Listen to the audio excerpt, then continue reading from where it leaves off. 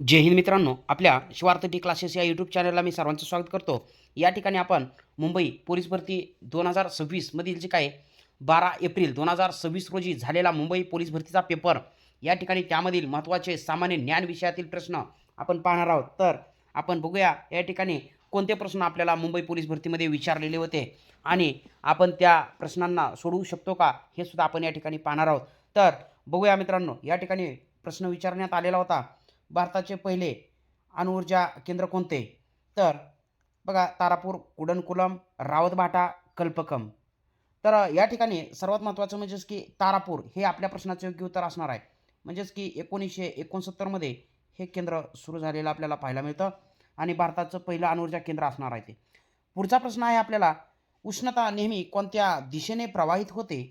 तर ए कमी तापमानाकडून जास्त तापमानाकडे, बी जास्त तापमानाकडून कमी तापमानाकडे, सी दोन्ही दिशांनी समान आणि डी यापैकी काहीही नाही. तर योग्य उत्तर काय असणार आहे? बी जास्त तापमानाकडून कमी तापमानाकडे. तर प्रश्न लक्षात असू द्या, सोपे प्रश्न आहेत तसे आणि काही प्रश्न थोडेसे आपल्याला ट्रिकी बी असणार आहेत. तर पुढचा प्रश्न त्यांनी विचारलेला होता, आयनिक बंध कशामुळे तयार होतो? तर इलेक्ट्रॉन हस्तांतरण केल्यामुळे. एका अणूने दुसऱ्या अणूला इलेक्ट्रॉन ज्यावेळेस हस्तांतरित करणार आहे त्यावेळेस मात्र आयनिक बंध तयार होतो. तर बी आपल्या प्रश्नाचे योग्य उत्तर असणार आहे. पुढचा प्रश्न आपण बघूया की लक्षात असू द्या, या ठिकाणी भारतीय नौदलाच्या संदर्भात जे की संरक्षण या विषयाशी संबंधित आपल्याला प्रश्न पाहायला मिळेल. त्याच्यामध्ये बघूया आपण, भारतीय नौदलाच्या अखत्यारीत असलेली 2 विमानवाहू जहाजे कोणती आहेत? बघा, सर्वात महत्त्वाचं म्हणजेच की एक म्हणजेच की INS विक्रमादित्य आणि त्याच्यानंतर INS विक्रांत, ही 2 असणारी महत्त्वाची बघा जहाजे आहेत, विमानवाहू जहाजे आहेत महत्त्वाची. पुढचा प्रश्न आहे, भारतातील सर्वात उंच शिखर कोणते? तर भारतातील म्हणतंय, लक्षात घ्या प्रश्न मित्रांनो, कांचनजंगा. प्रश्न आपण पाहणार आहोत या ठिकाणी की बाबा, पश्चिम घाट कोणत्या प्रकारचा पर्वत रांग आहे? तर या ठिकाणी लक्षात घ्या, ब्लॉक पर्वत म्हणूया आपण, गट पर्वत आहे हा महत्त्वाचा. तर पुढचा प्रश्न आहे, भारतातील मध्यवर्ती बँक कोणती? तर आपली RBI, reserve bank of India. तर महत्त्वाचं म्हणजेच की 1 एप्रिल 1935ची स्थापना आहे RBIची आणि मुख्यालय आहे RBIचं कुठं? तर मुंबई. त्याच्यानंतर आपण पुढचा प्रश्न पाहणार आहोत या ठिकाणी की बघा, प्रश्न आहे की ॲब्सोल्यूट झिरो कोणतं तापमान असणार आहे? तर ए 0°C, बी -100°C, सी 100°C आणि डी -273°C. तर आपलं डी हे या प्रश्नाचं योग्य उत्तर असणार आहे. त्याच्यानंतर पुढचा प्रश्न आपण पाहणार आहोत या ठिकाणी, भगतसिंग यांनी ब्रिटिशाविरुद्ध आवाज उठविण्यासाठी केंद्रीय विधानसभेत बॉम्ब टाकण्याची घटना कोणत्या वर्षी घडली? तर सर्वात महत्त्वाचं म्हणजेच की बघा, ही जी काही घटना घडलेली आहे ती 1929 मध्ये बघा, आणि या खटल्याला लाहोर कट या नावानं ओळखलं जातं. भगतसिंग आणि बटुकेश्वर दत्त हे 2 क्रांतिकारक यामध्ये सहभागी होते. पुढचा प्रश्न आहे, सिंधू संस्कृतीतील ग्रेट बाथ म्हणजे महास्नानगृह कोणत्या स्थळावर आढळले? तर ए हडप्पा, बी मोहेंजोदडो, सी लोथल, डी कालिबंगन. तर मोहेंजोदडो असणार आहे. आणि हडप्पा संस्कृतीतलं एक महत्त्वाचं, सिंधू संस्कृतीतलं एक महत्त्वाचं बंदर असेल कोणतं? लोथल. तर IMP आहे. त्याच्यानंतर पुढचा प्रश्न आहे की खालीलपैकी कोणते बंदर बघा नदीमुखी म्हणून ओळखले जाते? म्हणजे नदीमुखामध्ये कलकत्ता बंदर असणार आहे, जे की कोणत्या नदीच्या बाबतीत? तर हुगळी या नदीमध्ये आपल्याला पाहायला मिळेल. चला पुढचा प्रश्न आपण बघूया या ठिकाणी. बघा, गटाशी साधर्म्य नसलेला पदार्थ ओळखा, असा प्रश्न आहे. Radium, thorium, sodium, polonium. तर मित्रांनो, या ठिकाणी सोडियम हा एक बघा धातू आहे आणि बाकीचे मात्र किरणोत्सारी मूलद्रव्ये असलेले पाहायला मिळतील. हे काय किरणोत्सारी मूलद्रव्ये नाही आहे सोडियम, लक्षात घ्या. रेडियम, थोरियम, पोलोनियम हे कसे आहेत? तर किरणोत्सारी आहेत आणि सोडियम मात्र कसं आहे? तर त्या ठिकाणी किरणोत्सारी नाही. तर पुढचा प्रश्न आपण पाहणार आहोत या ठिकाणी, आपल्याला मायोपिया, निकटदृष्टी आणि हायपरमेट्रोपिया, दूरदृष्टी यांच्या दुरुस्तीसाठी वापरल्या जाणाऱ्या लेन्सविषयी खालीलपैकी कोणते विधान योग्य आहे?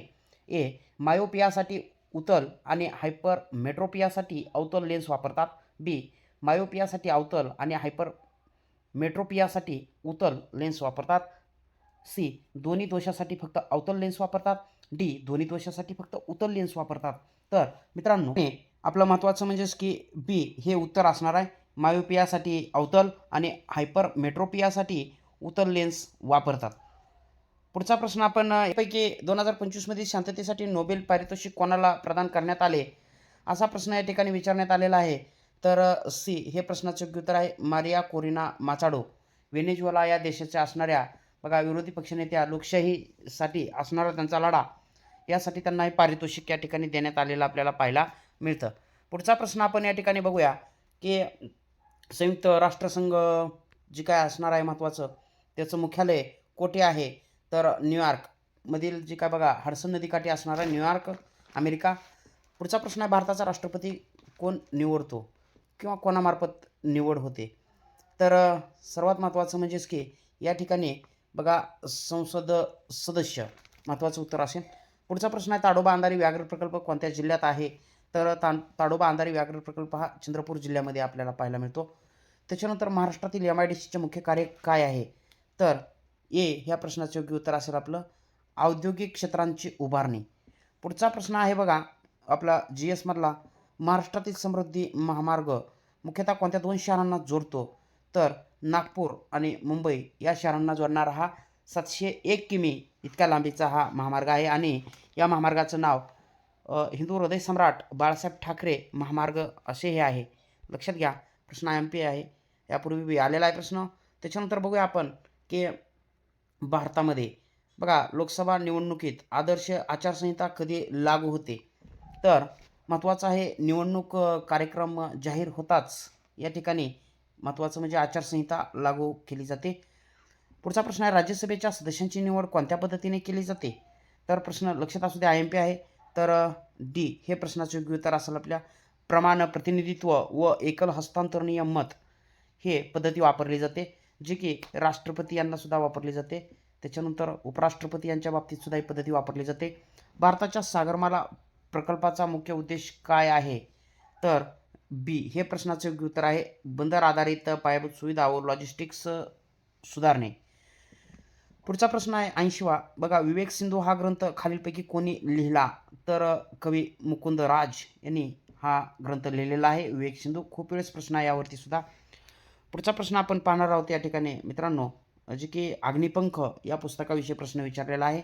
अग्निपंख म्हणजेच विंग्स ऑफ फायर हे आत्मचरित्र कोणी लिहिले आहे, तर डॉक्टर APJ अब्दुल कलाम यांचं हे आत्मचरित्र आहे. IMP प्रश्न मित्रांनो आलेले आहेत त्या संदर्भात प्रश्न यापूर्वी. पुढचा प्रश्न आहे की संसदेमध्ये नो कॉन्फिडन्स मोशन म्हणजे अविश्वास प्रस्ताव कोणाविरुद्ध आणला जातो, तर मंत्रिमंडळ यांच्या विरोधात हा अविश्वास प्रस्ताव आणला जातो. खालीलपैकी आता एक लक्षात घ्या, मंत्रिमंडळ हे सामुदायिकरित्या लोकसभेला जबाबदार असते आणि मंत्रिमंडळानं विश्वास गमावला असता त्या ठिकाणी संपूर्ण मंत्रिमंडळाचा राजीनामा ग्राह्य धरला जातो आणि महत्त्वाचं मंत्री हे वैयक्तिकरित्या राष्ट्रपती यांना जबाबदार असतात. पुढचा प्रश्न आहे खालीलपैकी कोणता पदार्थ ओपिऑइड वर्गात मोडतो, तर हेरॉईन. B हे या प्रश्नाचे योग्य उत्तर असणार आहे. हा पदार्थ बघा अपूच्या माध्यमातून तयार केला जाईल. त्याच्यानंतर पुढचा प्रश्न आपण पाहणार आहोत या ठिकाणी की महाराष्ट्र पोलीस दलामध्ये कमिशनरेट सिस्टम मुख्यतः कोणत्या भागात लागू केले जाते, तर प्रश्न महत्त्वाचा आहे B हे या प्रश्नाचे योग्य उत्तर असेल शहरी व महानगर क्षेत्रामध्ये. लक्षात घ्या. पुढचा 98वा प्रश्न आहे, शेवटचा प्रश्न असेल मित्रांनो GKचा, भारतीय संविधानाच्या कोणत्या कलमामध्ये अस्पृश्यता रद्द करण्यात आली आहे, तर या प्रश्नाचं योग्य उत्तर असणार आहे बघा पर्याय D म्हणजेच की कलम 17 आहे या ठिकाणी, ज्यामध्ये अस्पृश्यता नष्ट करण्याच्या बाबतीत महत्त्वाचं म्हणजे की कलम पाहायला मिळतं आपल्याला कोणतं, तर त्या ठिकाणी कलम 17 अस्पृश्यता नष्ट करण्यात आलेली आहे. तर मित्रांनो हे होते मुंबई पोलीस भरती 2026चे जे काही प्रश्न आहेत हे आपण पाहिलेले आहेत. तर मित्रांनो आपण जर माझ्या चॅनलला नवीन असाल तर चॅनलला सबस्क्राईब करा आणि हा व्हिडिओ आपल्या जी काही परीक्षा दिलेली नाही मुंबई पोलीस भरतीची त्या मित्रांनासुद्धा शेअर करा. महत्त्वाचं म्हणजे व्हिडिओला लाईक करून आपण असेच महत्त्वाचे व्हिडिओ आपल्या चॅनलवरती पाहत राहूया. भेटूया पुढच्या व्हिडिओमध्ये. तोपर्यंत धन्यवाद. जय हिंद, वंदे मातरम.